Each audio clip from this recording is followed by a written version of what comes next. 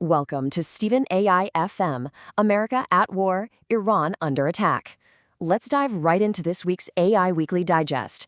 The situation is critical, and tonight we're breaking down the operation that has pushed the entire world to the absolute brink. Death and destruction from the sky all day long. Now, this wasn't some kind of a warning. It was a promise from the very man orchestrating this entire conflict. And this is the reality on the ground right now, a geopolitical landscape completely shattered, engulfed in flames, all thanks to a campaign they've codenamed Operation Epic Fury. So, the big question is, how in the world did we get here? Let's unpack the lead story. We need to understand the gears turning behind this operation. The Trump administration has rolled out a whole series of justifications for this onslaught. We've heard about imminent nuclear threats, the necessity of regime change, a response to regional aggression, but critics are pointing out something pretty damning. That Epic Fury is a name that seems to have been planned with more care than the operation itself. But beyond all the political rhetoric, the real stakes here are measured in blood.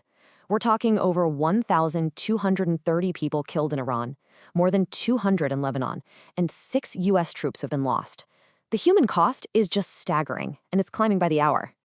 Now here's where it gets really interesting. The timing of all of this.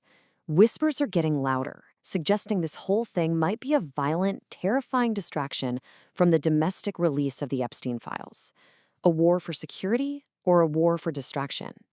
And at the center of this storm, we have the architect himself, Secretary of War, Pete Hegseth.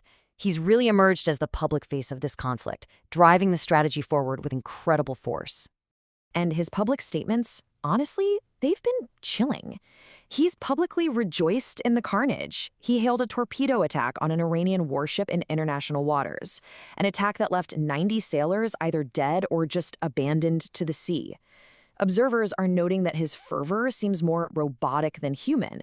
And this perfectly illustrates this terrifying pivot into a new era of conflict, a core focus here on our AI Weekly Digest.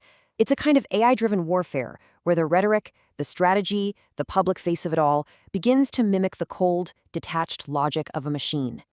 But let's be clear, Iran is not falling silently. They've launched a violent counterstrike, and Tehran's response is shaking the entire region to its core. Tehran has unleashed this widespread counteroffensive, and they're claiming it's a direct response to the joint Israel-US campaign. They've targeted key military installations in Bahrain, they've struck oil infrastructure in Saudi Arabia, and they've attacked civilian and economic hubs in the UAE. And nowhere was this panic more visible than in the skies over Dubai International Airport. The world's busiest travel hub descended into absolute chaos as Iranian drone strikes hit nearby. You get quotes like this one from John Murphy, an Irish grandfather who was there on vacation. He said, "We were running for our lives. This is meant to be a holiday destination." Just like that, a luxury destination became a war zone overnight. The shockwaves from this conflict are now spreading, and they're beginning to fracture long-standing international alliances. The special relationship between the US and the UK, it's in tatters. The press is using some incredibly stark language to describe what's happening. They're painting Trump as the bulldog, demanding support, and the UK Prime Minister, Keir Starmer, as the poodle, just yielding to American pressure. The historic US-UK alliance is under immense strain. And it's because Britain buckled. They allow their air bases to be used for these strikes, even though they were getting legal warnings that it would violate the UN Charter. This decision has created a political firestorm, with accusations that London is just blindly following Washington's lead, no matter what international law says. So let's move on to the economic fallout, because this isn't just some regional war. Its consequences for the global markets were immediate, and they are hitting everywhere.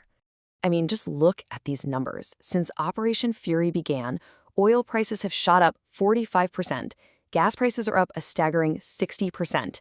Analysts are calling this increase mind-boggling, and let me tell you, this is just the beginning.